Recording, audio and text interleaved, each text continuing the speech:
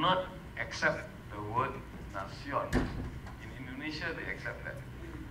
Here, when the United Nations was formed, we translated United Nations as Pertubuhan Bangsa-Bangsa Bersatu. All along, we had said Bangsa Melayu, Bangsa India, Bangsa Cina. So Malaysians became confused. Now you tell Malaysians, oh, you are Bangsa Malaysia. What is that? You know what that is? What kind of Bangsa is Bangsa Malaysia? We have so many problems like that simply because we are not using words as they should be used. We don't understand terms. And so many things were done in the past for good reasons. Of course, things have to change, but unless the people themselves decide to change, it's very difficult. Yep. So you let them ask questions. Yeah. Thank you, Professor Khoo, for your, again, very, very generous and honest insights, which I hope that we all, especially the younger generation in this room, can take heed. So, as planned, we are going to open the floor for questions. So those of you who have any questions, feel free to walk to the mic and pose them.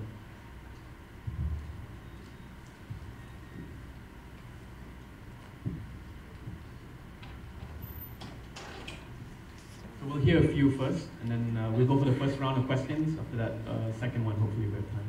Okay, can you state your name and who you are addressing the question to, please? Hi, I'm Dato. I have a question to Prof. Khoo. My first question is, after British left the country, why our leader at that time still proceed with divide and rule strategy, the segregation of the races, Malay in kampung, Chinese in town, and Indian in estate? And my second question is about the fail of the first multiracial party, which is Parti Negara under Dato Jaafar. Why is the reason the fail of this party? Thanks. Thank you. Hi. My name is Cindy. I have two questions also. First one is to Dr. Farish Noor. Dr. Farish, you mentioned that the young people have the more older, cynical mindset, whereas the older, the first generation of Malayans, the nation builders, they have a younger, hopeful mindset. So I would like to ask, could there be a reluctance by the nation builders to accept the political thought of the young? Because if you are reluctant to continue a dialogue or accepting the thoughts of the political thoughts of the young, then there will never be a bridging of the gap, you know. Second question is to address to both. I don't know which one will answer this. Could we also add the context of the political development in Sabah and Sarawak? Because I'm surprised that this was never discussed. You might as well rename this forum as the present and future challenges of the Peninsular Malaysia's development. Thank you. Hello, my name is Mastura from the Department of History, UAE. I have two questions and comments for you guys to comment on. Well, the comment is like this: is religion an impediment for the concept of nation state? You guys are like talking around all day long about ethnicity, but I think the biggest question here is not ethnic; it's about religion. See, places that has a lot of people of different ethnicity, like USA, like Philippines, like a lot of places, they are successful in terms of unity. But then we are not so successful because we stress so much in religion. So is here. Can you please comment on whether religion is actually an impediment for the concept of nation state? Second, this is specifically directed to Professor Khoo. You comment so much on the syllabus of history we are learning now. Can you please specify how should we learn history? I mean, what should be inside the textbook? That's I think if one day maybe one of us can write the history book, have a chance to. Maybe we can refer on what you said today.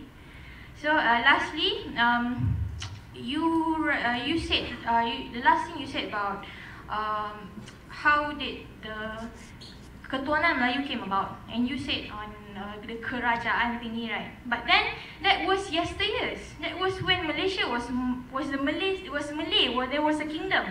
But then now it's Malaysia. So should ethnicism,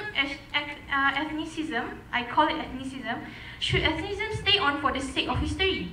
When it is, in my opinion, and I think most of the youth opinion, not applicable already. Thank you.